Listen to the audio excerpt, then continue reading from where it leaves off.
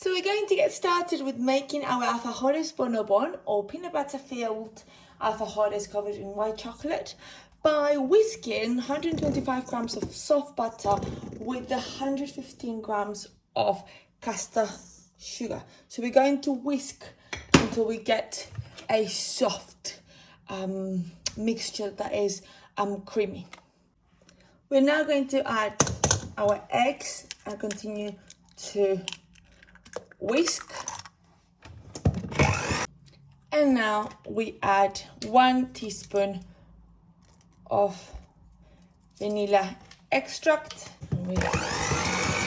We're now going to be adding 1 teaspoon of the baking powder.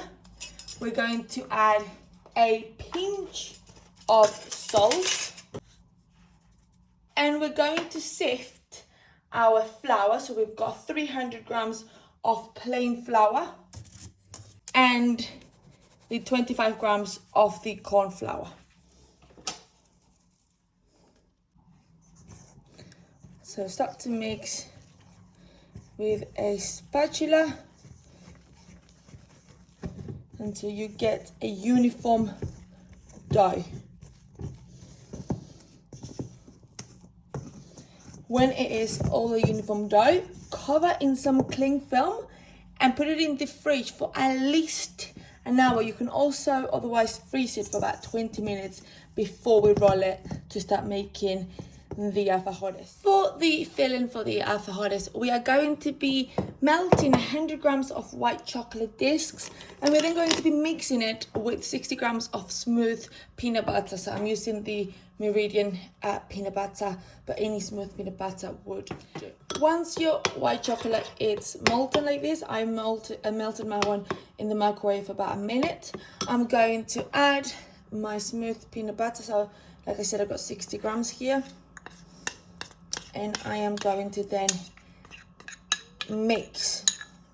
The key thing is, once this is mixed really well, we're going to put it in the fridge for about 15 to 30 minutes so that a paste is formed.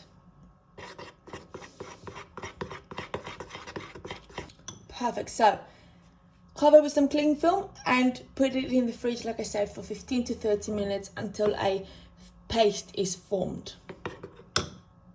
So get your dough out of the freezer after 20-30 minutes, and we are going to start preheating our oven to 180 degrees Celsius whilst we cut the cookies. So we roll our dough and we're going to cut it with a cookie cutter that is 7 centimeters in diameter.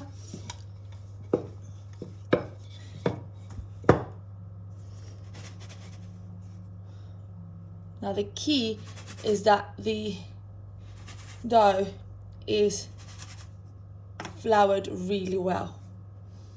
I'm going to put it on some parchment paper. Once you have cut your cookies like this, they're ready to go in the oven for 10 minutes or so until they are slightly golden.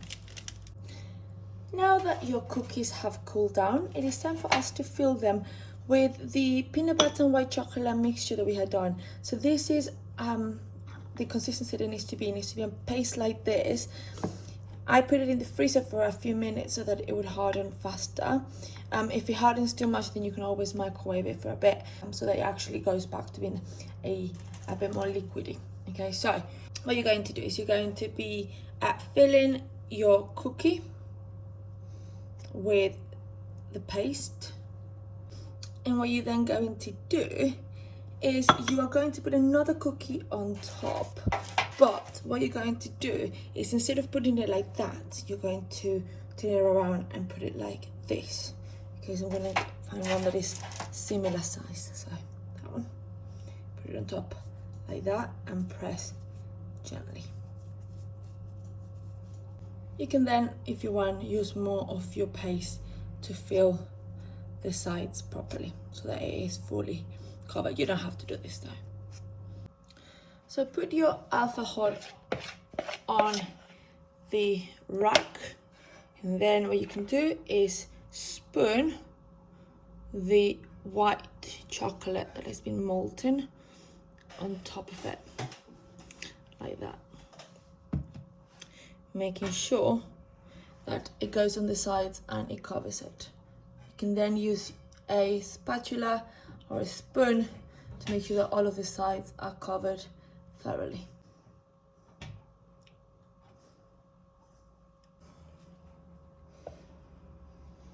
And we move on to the next one.